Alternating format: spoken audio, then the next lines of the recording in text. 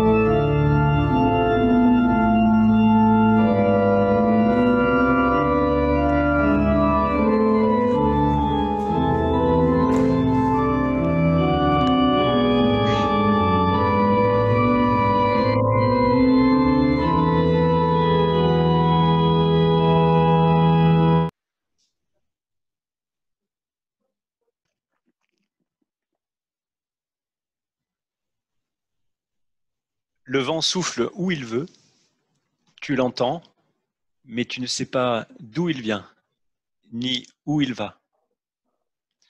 Il en est ainsi de quiconque est né de l'esprit. Quiconque est né de l'esprit s'entend appeler par son nom. Il se sait accueilli, reconnu, adopté, sans avoir rien à prouver. C'est bien dans la gratuité d'un souffle que nous sommes invités à puiser le sens de notre vie.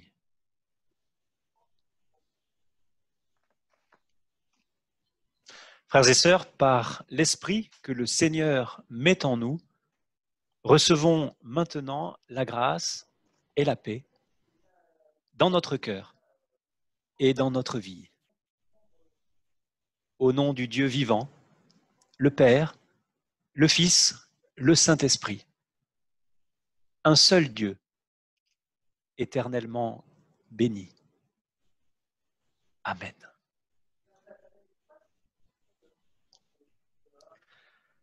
Voilà, bonjour à tous. C'est une grande joie de conduire ce temps de culte en ce jour de fête, la fête de Pentecôte, jour de fête, jour de joie. L'Esprit de Dieu, le souffle de vie remplit les apôtres qui se mettent à parler. Et les auditeurs venus de tout le bassin méditerranéen les entendent parler dans leur langue des merveilles de Dieu. Alors sans plus attendre, je vous propose d'écouter maintenant la lecture du récit de la Pentecôte.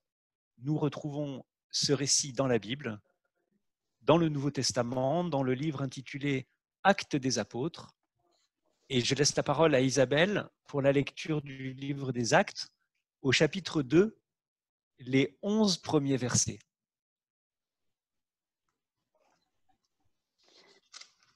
Quand le jour de la Pentecôte arriva, les croyants étaient réunis tous ensemble au même endroit. Tout à coup, un bruit vint du ciel, comme si un vent violent se mettait à souffler, et il remplit toute la maison où ils étaient assis. Ils virent alors apparaître des langues, pareilles à des flammes de feu. Elles se séparèrent, et elles se posèrent une à une sur chacun d'eux. Ils furent tous remplis du Saint-Esprit et se mirent à parler en d'autres langues, selon ce que l'Esprit leur donnait d'exprimer. À Jérusalem vivaient des Juifs pieux, venus de tous les pays du monde.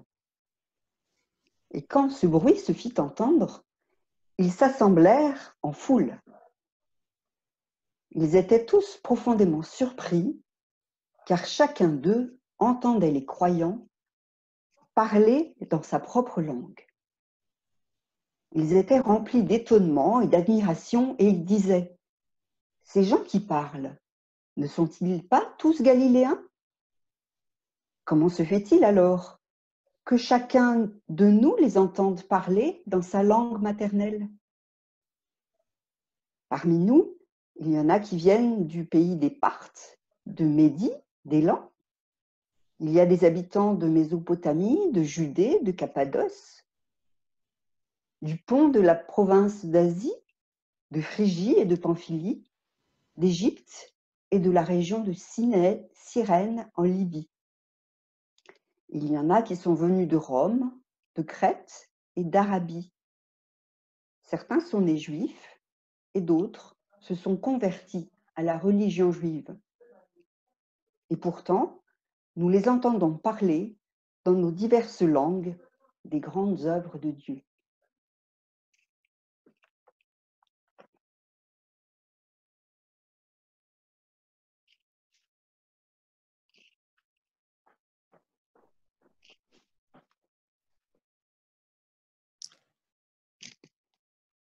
Je vous propose de chanter maintenant depuis chez vous. Nous sommes accompagnés par, je ne sais plus qui d'ailleurs a préparé, là c'est super, il y a toute une petite équipe qui s'est mobilisée pour ce premier cantique, Célébrons le Seigneur, très connu. Je ne sais plus si c'est, en tout cas il y a Anne et Christian, et puis Catherine et Christian aussi qui vont nous aider à chanter depuis chez nous. Je vous invite à chanter, donc numéro 41, 11, dans les recueils Alléluia, si certains veulent suivre les partitions depuis chez eux, sinon vous allez avoir les paroles qui s'affichent, les 3 strophes de ce cantique. Célébrons le Seigneur. Célébrons le Seigneur, notre Dieu et notre Père, tout-puissant Créateur des cieux et de la terre. Ce Dieu d'amour de ses enfants chaque jour peut exaucer la prière. Célébrons le Seigneur, le Christ, le chef de l'Église, et qu'à sa volonté toute nation soit soumise. Notre Sauveur sur la croix pour les pécheurs, à qui la grâce promise. Célébrons le Seigneur, l'Esprit qui sur notre table rassemble les croyants et de ses dons les éclaire. Et les unit en un seul corps qu'il bénit, dans la joie et la lumière.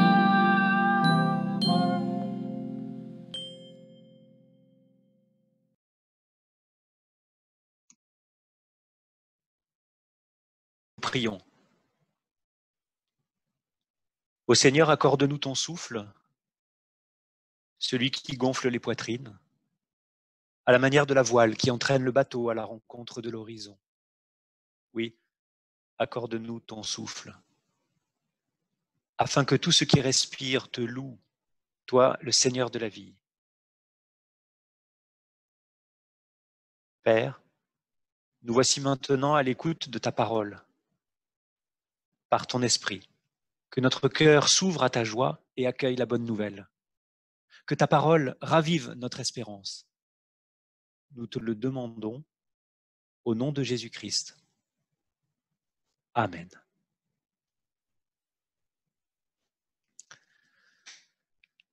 Alors, chers amis, un deuxième texte biblique proposé pour ce dimanche, qui va être lu dans un bref instant par Isabelle. Un deuxième texte biblique pour ce dimanche de Pentecôte qui se trouve dans l'évangile de Jean. Nous écoutons maintenant la lecture de ce passage, donc dans l'évangile de Jean, au chapitre 20, les versets 19 à 23.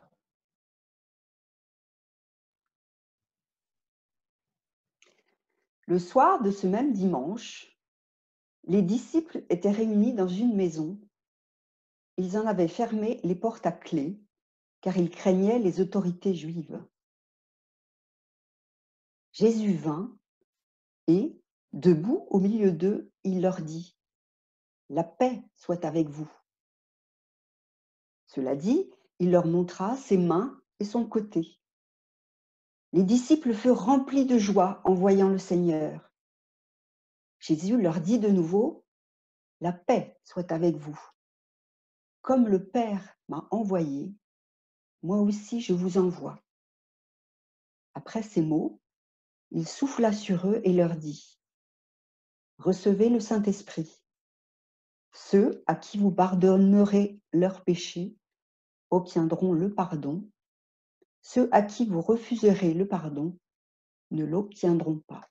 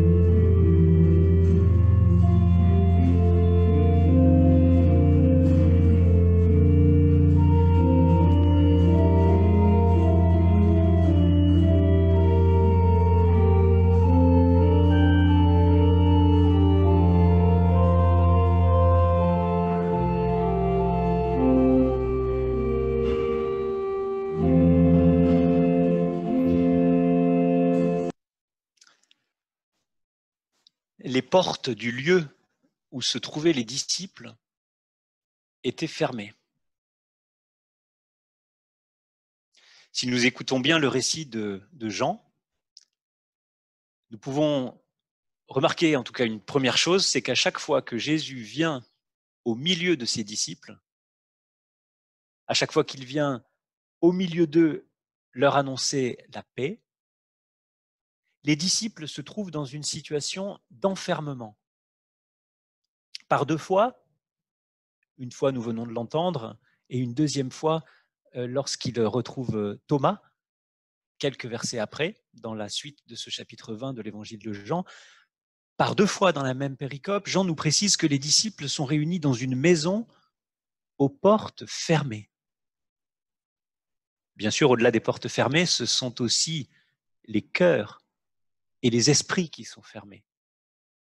Les disciples sont comme nous, enfermés dans la prison de la peur et du doute. Au lendemain de Pâques, dans les premiers temps, les disciples ne sont que quelques-uns, une petite poignée, ils ne pèsent pas bien lourd. Les disciples ont la crainte des Juifs, ils ont peur des Juifs, nous dit le texte. Par là, il ne faut pas entendre que les disciples, qui sont eux-mêmes juifs, ont peur de leur propre peuple, non. Précisons ici que l'expression « les Juifs » dans l'évangile de Jean désigne en fait les autorités religieuses, c'est-à-dire les prêtres, les théologiens, ceux qui ont le savoir et qui s'en servent pour exercer un pouvoir sur les consciences. Face à la puissance et à la respectabilité de tels gens, les disciples se sentent anéantis. Je le disais, dans les premiers temps, les disciples ne pèsent pas bien lourd. Leur cause a été balayée, ils craignent sans doute des représailles. Ils ressentent jusqu'au plus extrême leur propre faiblesse. Et cela les emmure dans le désespoir. Ils sont considérés comme des hérétiques, comme des sectaires. Ils sont dans la position de toutes les minorités que le pouvoir dominant persécute à cause de leur manière de croire.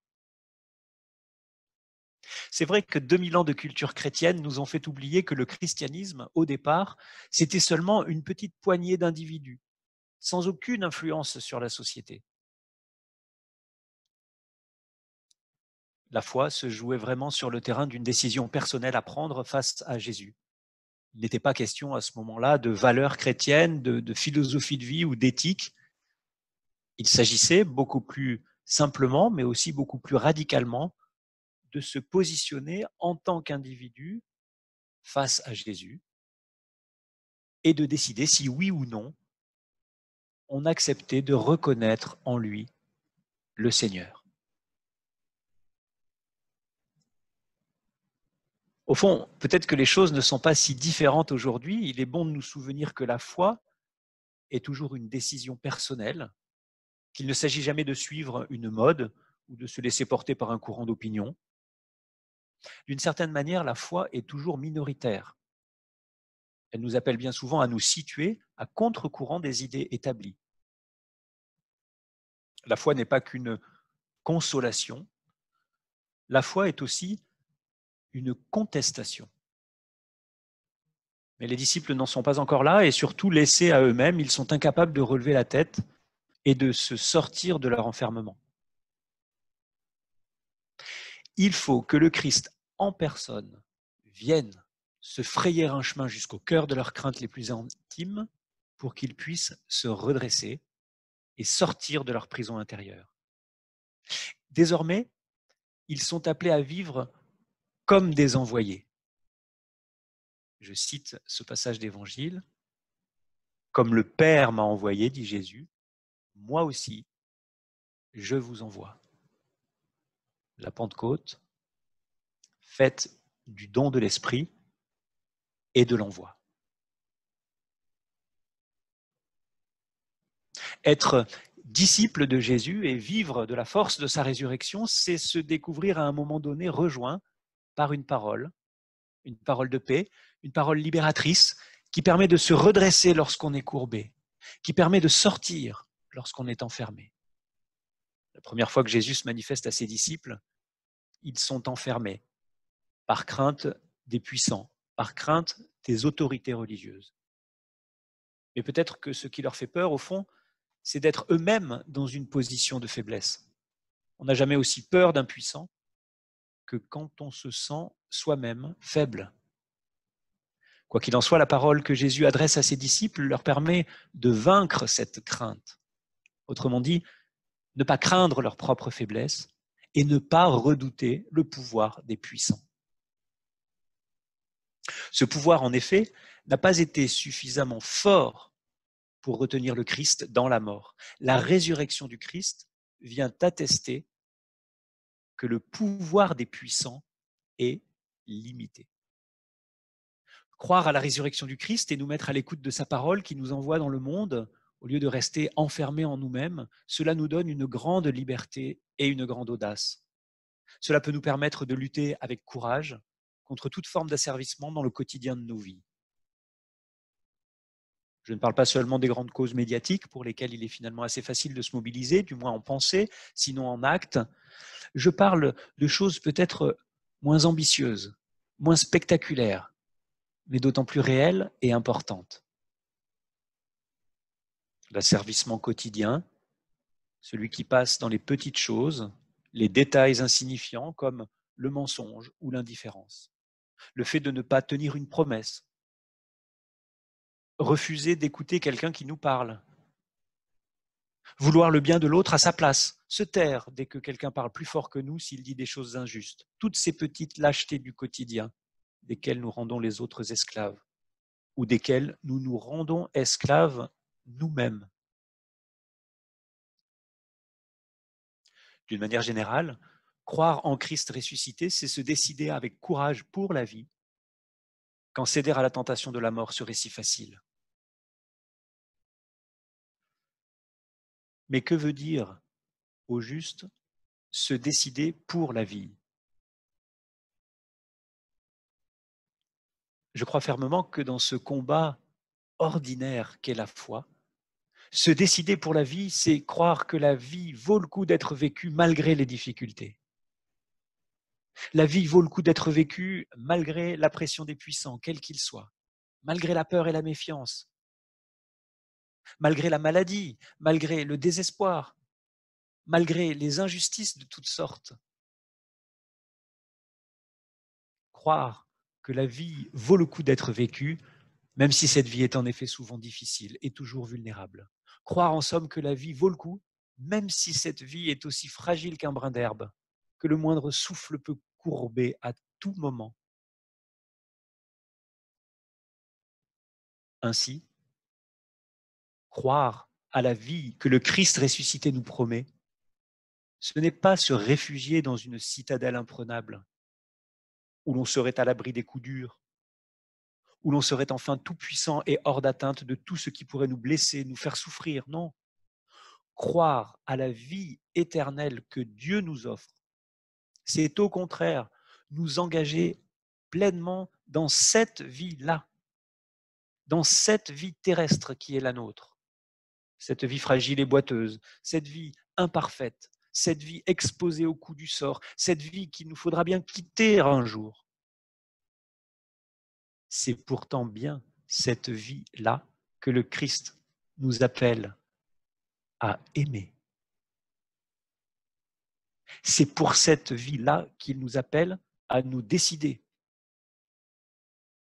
Peut-être ma vie est-elle pleine de défauts et d'imperfections, sûrement même, mais elle n'en est pas moins ma vie unique, ma vie singulière, ma vie précieuse, la vie qui m'a été donnée, la vie que je suis appelé à vivre malgré tout ce qui est au fond de moi et qui me conduit à penser qu'elle n'est qu'une suite de déceptions et d'échecs. La vie que le ressuscité nous offre n'est donc pas une vie rêvée qui ne serait que le fruit de nos fantasmes, c'est bien la vie réelle, cette vie-là qui est en jeu. D'ailleurs, dans notre récit, à chaque fois que le ressuscité se fait reconnaître comme Seigneur par ses disciples, que fait-il? Que ce soit devant les disciples, moins Thomas, ou que ce soit ensuite en présence de Thomas, qu'est-ce qu'il fait le Christ? Il leur montre ses mains, il leur montre son côté, il leur montre la marque des clous, il leur montre la blessure de la lance. Autrement dit, le ressuscité leur montre les signes de sa vie terrestre. Le ressuscité leur montre les signes de sa vie incarnée, de sa vie risquée, de sa vie exposée. Du coup, nous comprenons que la résurrection ne vient pas effacer la croix, comme si tout d'un coup Dieu reprenait ses billes. Pour ceux qui ont connu les cassettes audio et les VHS, comme si Dieu rembobinait le film pour partir d'une nouvelle manière. Il ne s'agit pas, non, de rembobiner le film de la vie de Jésus pour revenir avant la mort. Au contraire, la résurrection nous reconduit à la croix. Connaître le ressuscité, c'est reconnaître en lui le crucifié. Autrement dit, ce Jésus, rejeté, discrédité par les puissants, c'était pourtant bien lui, le Christ et le Fils de Dieu. Ce Jésus, méprisé, insulté à cause de sa faiblesse et de sa vulnérabilité, c'était pourtant bien lui, le Seigneur, envoyé par Dieu pour nous libérer du péché et de la mort. Ce Jésus, incapable de se sauver lui-même, c'était pourtant bien lui, le Sauveur. En ressuscitant le crucifié, Dieu nous dit ceci: sortez de vos enfermements, guérissez de vos aveuglements, dépassez vos peurs. Arrêtez de croire que votre vie terrestre n'est pas une vraie vie.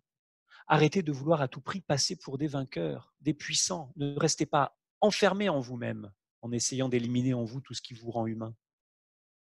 Arrêtez de passer à côté de vos vies en refusant toujours de prendre des risques.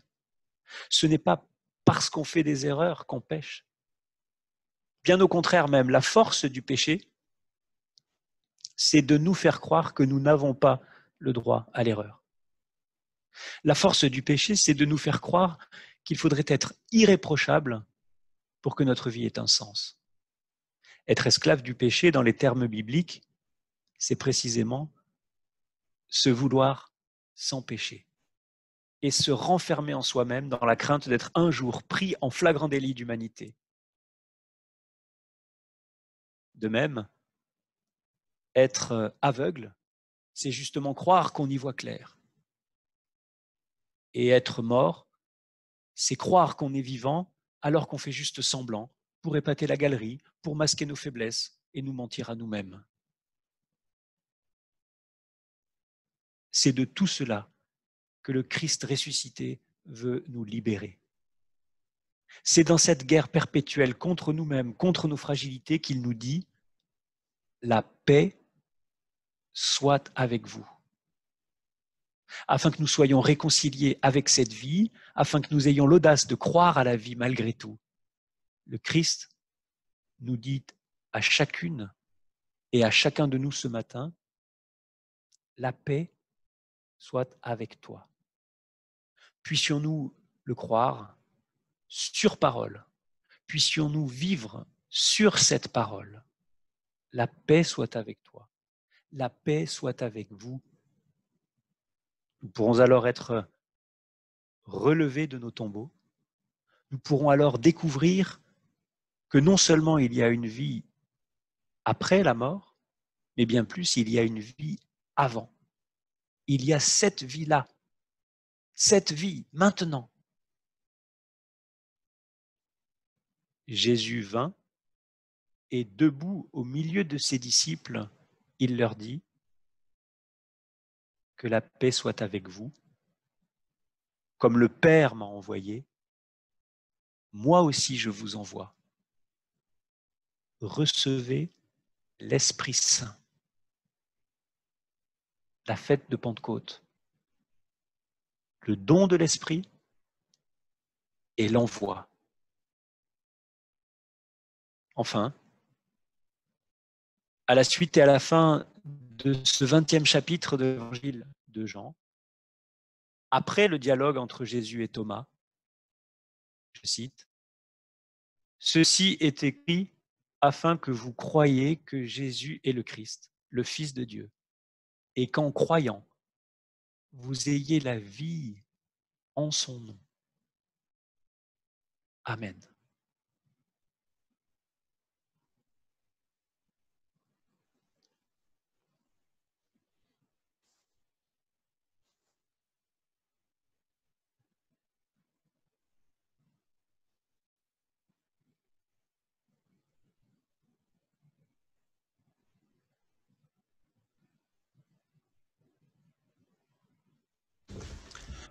Saint-Esprit, Dieu de lumière, viens resplendir dans nos cœurs.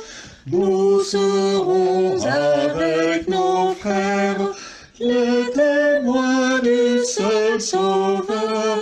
Fais-nous vivre en ta présence, revêt-nous de ta puissance.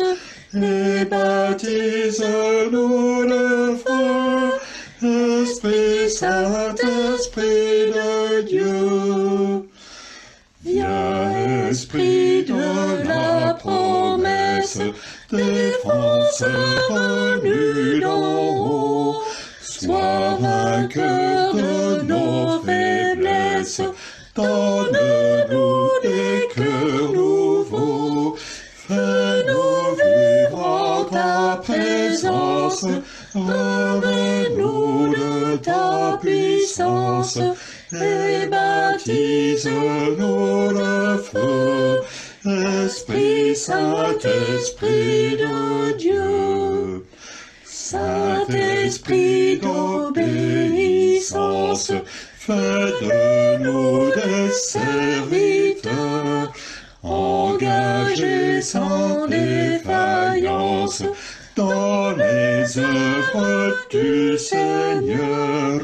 Fais-nous vivre en ta présence, revêt-nous de ta puissance, et baptise-nous le feu, Esprit Saint, Esprit de Dieu.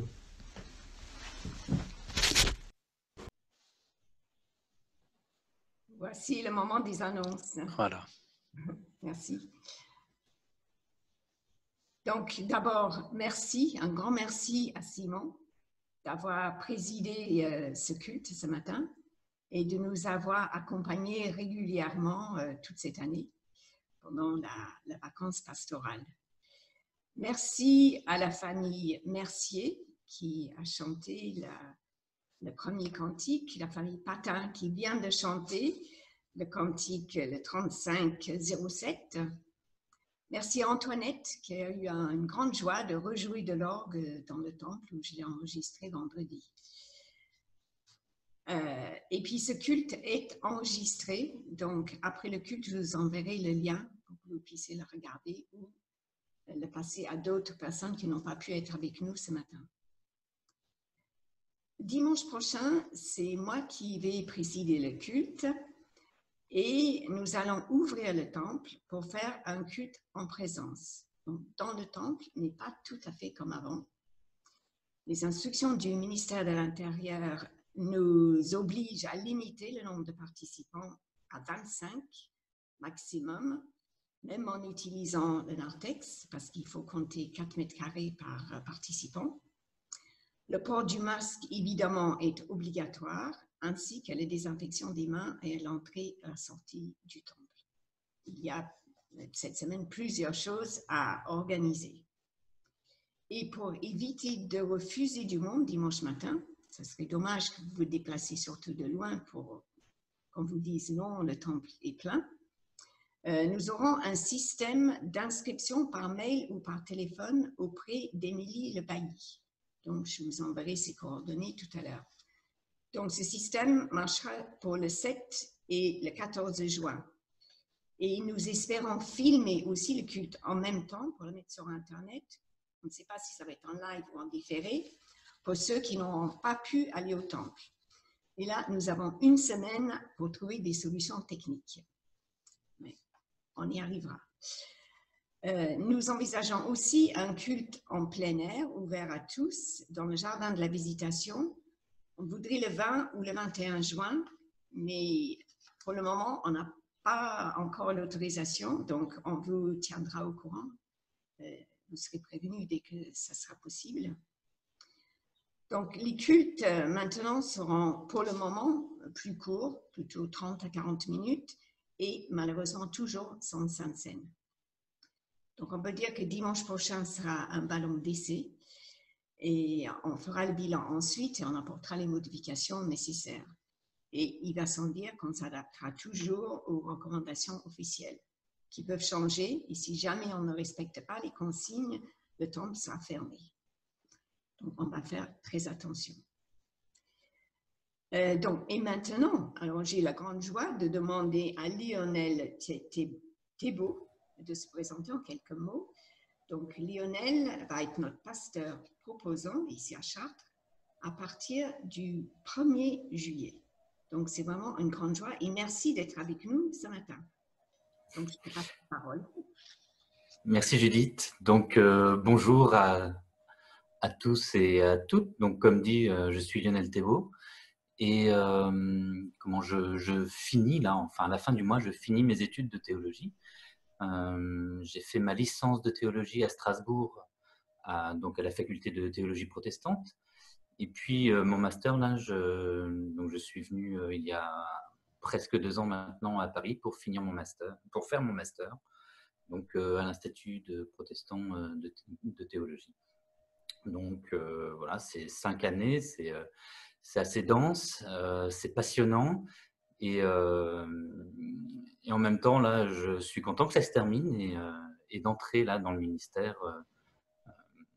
Je suis donc, comme dit, je suis content que ça se termine d'entrer dans le ministère, mais je suis aussi content de venir à Chartres j'ai hâte de vous rencontrer en fait, que nous fassions connaissance et de cheminer avec vous. Pour moi, c'est une expérience.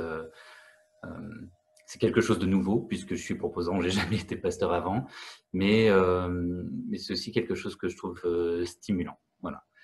Donc je suis content de voir vos visages à tous et à toutes, et puis je vous dis à bientôt pour une rencontre j'allais dire en vrai. Ici, c'est peut-être pas faux, mais en tout cas une rencontre avec nos sens. Même si nous prendrons toutes les précautions, évidemment. Et puis voilà, je vous souhaite une très très bonne fête de Pentecôte. À bientôt.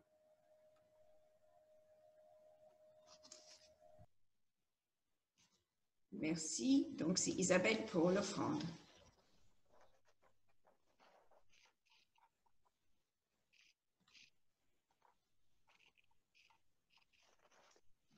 Voici le moment de l'offrande. À culte exceptionnel, offrande inhabituelle. Alors, qu'est-ce qui se passe? Est-ce que vous m'entendez? Oui, on t'entend. Ouais, je continue. Nous vous proposons donc une collecte en ligne pour ce week-end. Voilà, vous avez affiché à l'écran la page que vous allez découvrir en cliquant sur le lien qui se trouve dans le mail que vous avez tous reçu pour le culte de ce matin. Donc, dans le mail de Judith, il y avait le lien pour accéder à ce culte vidéo et en dessous, vous aviez un autre lien qui s'intitule Collecte du dimanche de Pentecôte. Et vous cliquez sur ce lien et vous arrivez sur cette page. Et vous voyez donc, il faut remplir votre nom, votre prénom, votre numéro de portable. Alors, on ne voit pas bien, mais vous choisissez le montant du don que vous voulez mettre.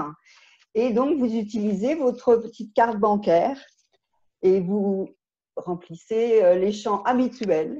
Hein, voilà, les numéros, le truc, le numéro derrière.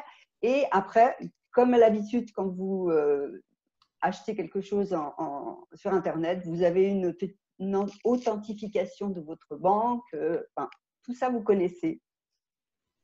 Cette collecte ne change absolument rien aux offrandes habituelles. Notre trésorier aura la liste des gens qui ont donné quoi. Donc, tout ça, l'attestation fiscale, tout c'est comme d'habitude. Et pas de panique, cette collecte est valable jusqu'à demain soir minuit. Donc, regardez ce culte tranquillement, vous aurez le temps de le faire après, jusqu'à demain soir minuit.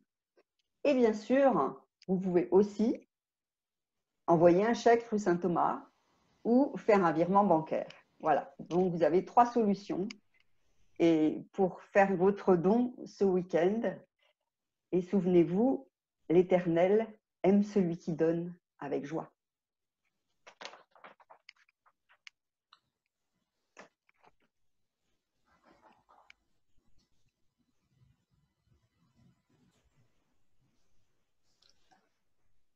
Voilà, nous nous unissons maintenant dans la prière, fortifiés, réjouis par ces nouvelles à la fois d'organisation pratique pour la célébration du culte, la perspective de l'arrivée d'un ministre pour Chartres, Beauce et Perche. Et alors en synode, Lionel, tu verras, il y a des mauvaises langues, mais peut-être qu'ils y sont plus, parce qu'il n'y a que des bonnes langues de feu, de Pentecôte dans les synodes. Mais il y en a qui hurlent très fort après l'énoncé Chartres, Beauce et Perche. Il y en a qui disent « et autres territoires découverts à marée basse ». C'est pour dire toute la dissémination de cette église sympathique que j'ai eu la joie et le privilège de servir entre 2003 et 2008. Donc je crois qu'on peut être reconnaissant pour tout ça, pour cet élan, pour cette créativité aussi qui s'installe dans les églises, dans les confessions religieuses, pour garder le lien, pour l'édification, pour le soutien aussi. Et donc c'est tout le sens de cette intercession que nous partageons maintenant. Je vous invite à la prière.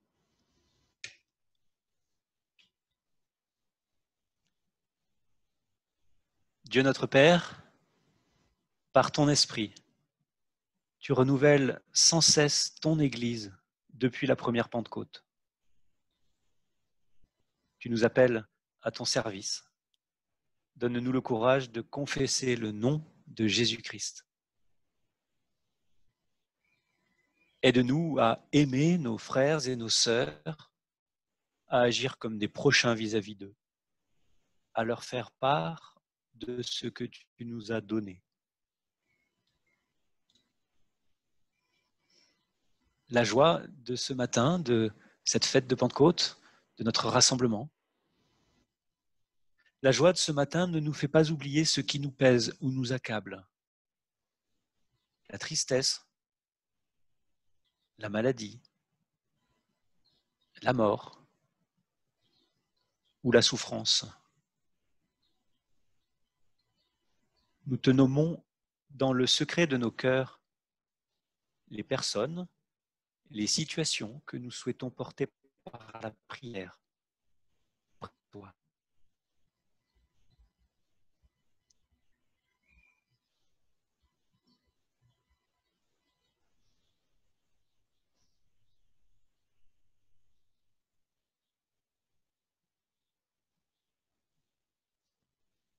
Que l'Évangile rayonne sur cette terre et que partout l'Esprit Saint suscite des ouvriers pour ton royaume.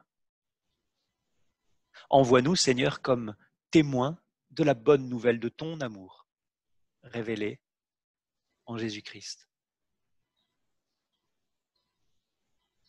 Ensemble, nous te disons la prière qui nous a enseignée. Notre Père, qui es aux cieux, que ton nom soit sanctifié, que ton règne vienne, que ta volonté soit faite sur la terre comme au ciel. Donne-nous aujourd'hui notre pain de ce jour. Pardonne-nous nos offenses. Nous pardonnons aussi à ceux qui nous ont offensés. Et ne nous laisse pas entrer en tentation, mais délivre-nous du mal. Car c'est à toi qu'appartiennent le règne, la puissance et la gloire, pour les siècles des siècles. Amen.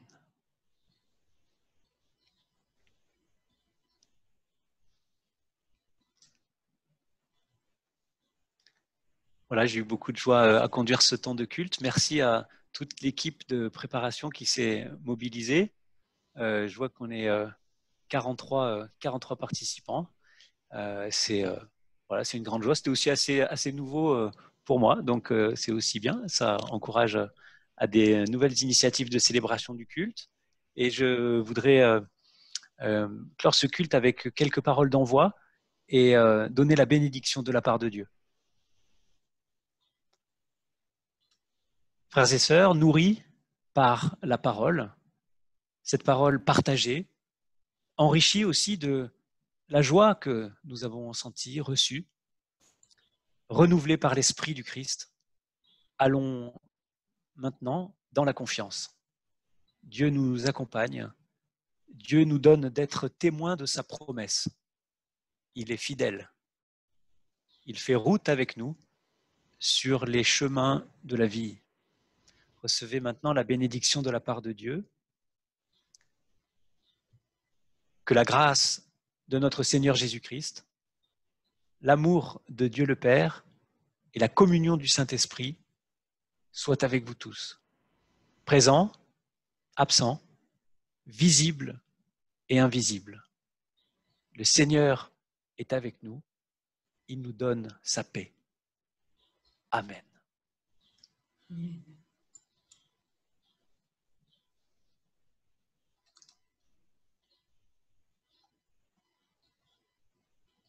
Merci Simon. Un grand merci à Cédric. Cédric, j'ai repris la main. Donc, est-ce que vous pouvez, ou si vous avez envie de dire bonjour ou dire quelque chose à quelqu'un, maintenant vous pouvez réactiver vos micros. Donc, vous allez sur l'icône micro et vous réactivez. Est-ce que tout le monde y arrive? En bas à gauche. Ça dépend de votre... Ça dépend si vous êtes sur le téléphone ou sur l'ordinateur. Mais c'est l'icône micro. Alors bonjour et merci beaucoup. C'est Christian Patin. Ah, bonjour Christian. Anne vient de s'éclipser puisque sa maman regarde la messe dans la pièce à côté.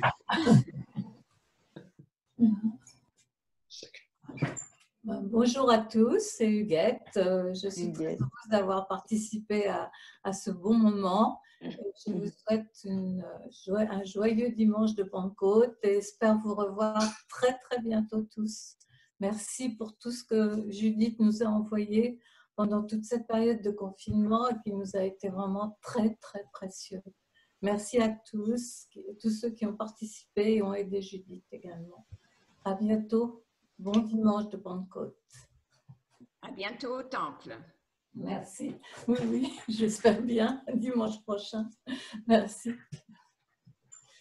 Bonjour, je voulais faire un petit coucou à Philippe. J'étais contente de l'apercevoir avec Stéphie et bien sûr de tous les paroissiens. Donc, même si c'est peu, voir vos visages me réconforte. Donc, je vous salue et je vous dis à bientôt. Je remercie tout le monde, tous les gens qui ont été, qui m'ont contacté à ce moment-là, et ça m'a fait plaisir. Tous les mots qu'on a reçus, toutes les marques tous les témoignages de sympathie, et voilà. Donc, je suis encore vivant, c'est le principal. Et merci beaucoup. J'espère vous revoir bientôt. Donc, au culte, on va voir si on va pouvoir venir dès le début. On est peu nombreux à participer, mais je pense 25 par 25, au fur et à mesure, on arrivera à tous se voir dans le mois de juin. Et s'il y a beaucoup de demandes, on pourra faire un culte le soir. Ça, c'est une autre possibilité de se faire 2 cultes dans la journée. 2 cultes dans la journée. Ça, c'est pas bête, faire 2 cultes. Oui. Faire 2. T'as pas entendu ce qu'il y avait? Bonjour. Bonjour, Tommy. Ah, bonjour. C'est Gaël et Tommy. Donc, nous vous souhaitons un très bon dimanche à tous et à toutes. À très bientôt. À bientôt. Alors, moi, je voulais dire tout d'abord à Simon que je trouve qu'il est toujours aussi jeune. Et toujours aussi souriant. Et donc, merci beaucoup. Malgré la barbe qui voudrait essayer de le vieillir. Non, c'est une barbe de jeune.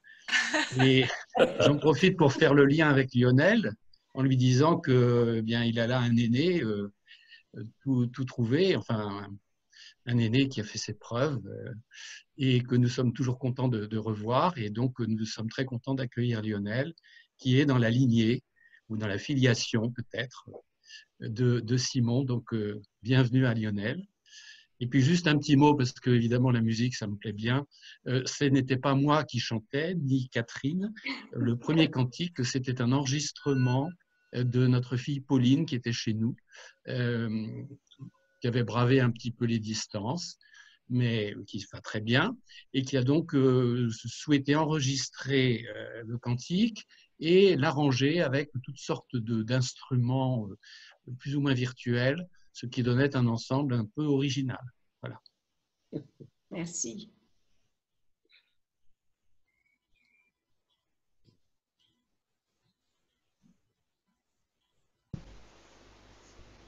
Alors?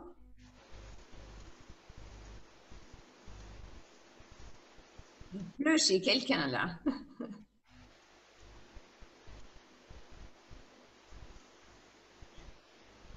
Bonjour, j'ai vu Jérôme. Bonjour Jérôme, j'ai aperçu. Oui. Toi aussi. Bonjour à tous. Bonjour Jérôme. D'habitude, c'est toi qui fais le maître, l'animateur là. Oui, aujourd'hui ça change. Je ne fais rien parce que c'est vrai qu'à la bonne nouvelle, c'est plutôt moi derrière les manettes. Voilà. Donc pour ça, là aujourd'hui, tu as pu te reposer. C'était ça. Tu as regardé les couacs avec un petit sourire en coin, je pense. Non, pas de sourire en coin parce que je sais que c'est pas simple du tout. Non, on n'a pas fait exactement ce qu'on avait prévu de faire, mais ça, personne ne le sait. Exactement, faut pas le dire. On n'avait pas les paroles des cantiques, par exemple. Pas grave. Alors moi, je vais dire bonjour à tout le monde. Je suis ravie de tous vous revoir aussi nombreux. Ça fait très, très plaisir. Un bonjour particulier à Lionel et une nouvelle fois bienvenue dans la paroisse. C'est vraiment une tellement bonne nouvelle. Je crois qu'on ne s'en est pas encore tous remis. Donc, on aura le temps de s'en remettre en travaillant ensemble. Et je vous souhaite à tous une très, très belle fête de Pentecôte. Merci, Émilie. Merci, Émilie.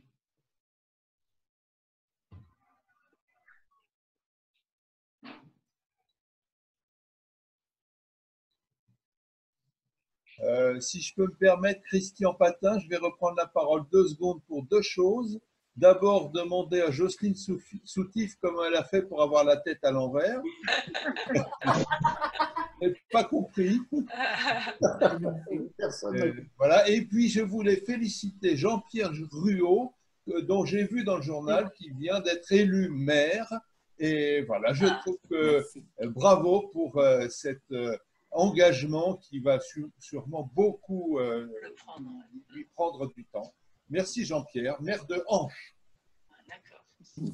Donc, on a la chance qu'il soit au culte ce matin. Après, il n'aura plus. Absolument. Moi, je voudrais m'adresser à Lionel parce que je vois sur cet écran, je vois en même temps Simon et je repense à Dina et j'ai l'impression que notre Église ne vieillit pas. Et on a 3 pasteurs qui paraissent avoir le même âge. Donc, le temps est insensible, ne change rien. Et on a 3 pasteurs du même âge. Est-ce qu'on a le droit de te demander ton âge, Lionel? Bien sûr. J'espère juste que la jeunesse n'est pas qu'une illusion. J'ai 43 ans. Oui, les 3 pasteurs sont nés tous les 3 à 2 ans d'intervalle. Hein. De jeunesse. Non, mais Simon était vraiment très jeune quand il est arrivé.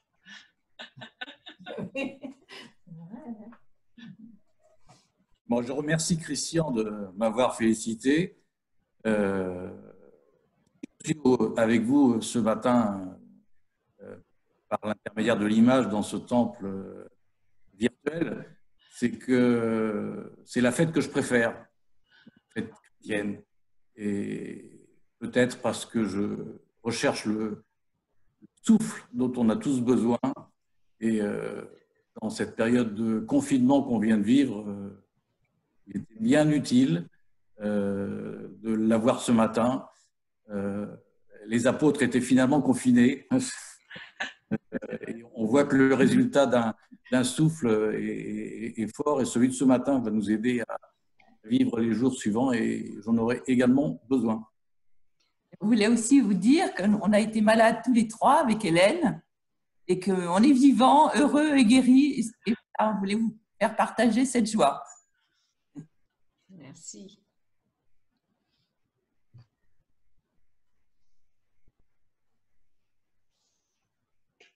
Personne ne bouge.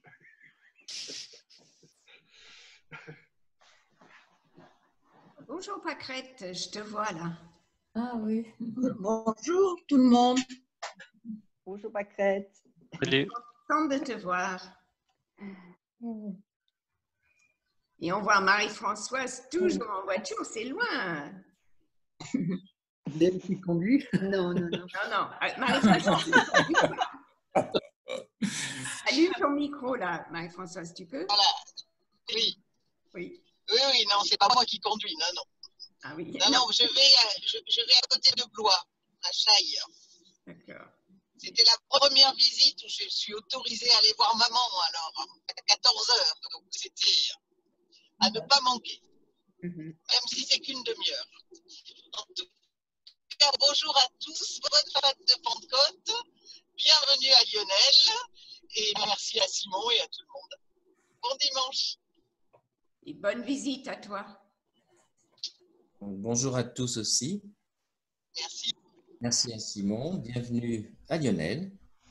Je vous rappelle que vous pouvez encore écouter une émission sur la Pentecôte à 14 h sur Radio Grand Ciel.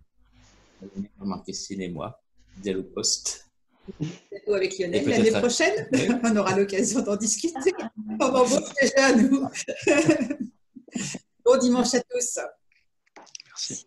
Et merci aux deux Vels de l'organisation de nos créneaux sur Radio Grand Ciel toutes les semaines. Merci à toi pour l'émission que tu viens t'envoyer. Oui. Ouais, dimanche prochain, c'est jeudi. Oui. Salut à tous les amis et à la prochaine. Salut. Salut. Bon dimanche. Bon dimanche. Bon dimanche. Bon dimanche. Au dimanche, on n'a pas vu ni entendu Christian et Claude Mormas. On espère que vous allez bien. Vous nous entendez bien. Normalement, il doit y avoir Antoinette et Henri. Ça doit être Jubasso, je pense. Ah, c'est vrai. Antoinette, est-ce que tu arrives à ouvrir le micro? Je lui demande d'ouvrir là, mais... Il faut savoir si tout à l'heure. Établir le son. Non, moi, je n'arrive pas à activer. Non, je leur demande d'activer. Ah, ça y est. 180, 200. Alors, Antoinette, si c'est toi derrière Jubasso, tu peux parler là. Non? Vous m'entendez là? Oui, on t'entend, Antoinette. Ce culte a été vraiment très très bien. Puis de revoir Simon, c'est quand même très agréable. Et puis de faire la connaissance de Lionel Thébault. Et puis je suis bien contente que le temple soit rouvert donc dimanche prochain, ce qui fait que je vais préparer les morceaux comme d'habitude. Et puis voilà, alors à très bientôt. Et c'était très intéressant d'avoir ce culte qui était très très bien organisé. Voilà. Et bon dimanche. Bon dimanche à vous deux. Bon dimanche.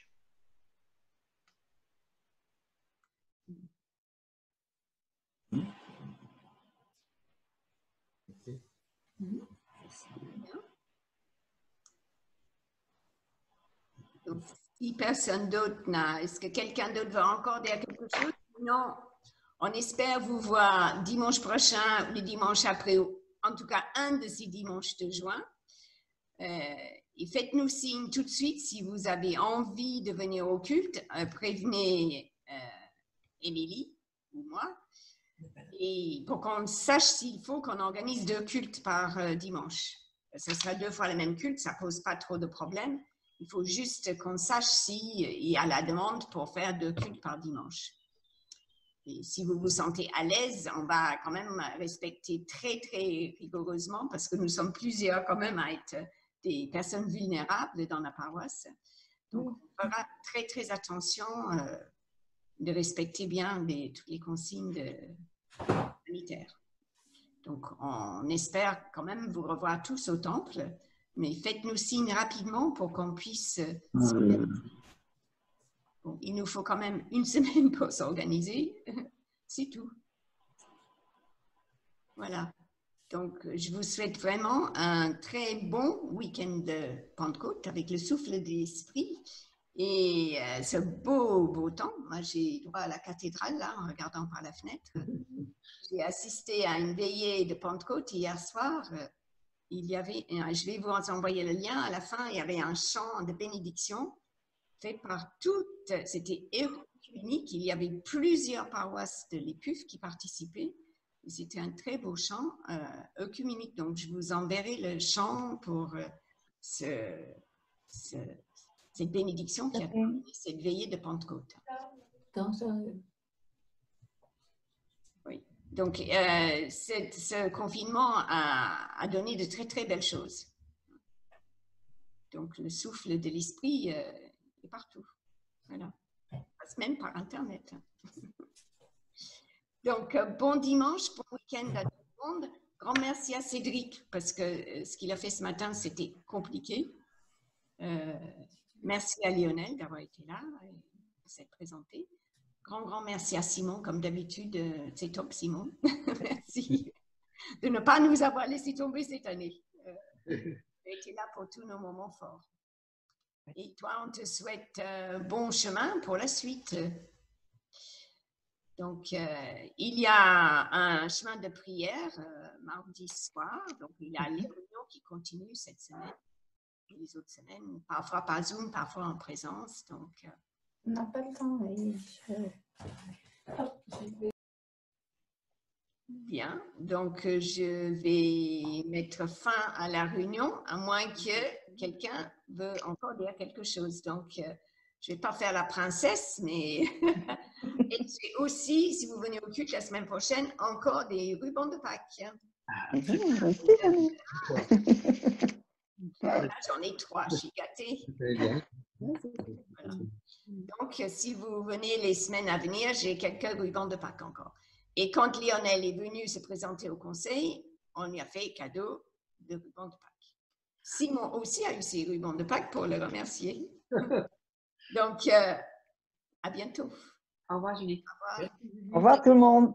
Au revoir.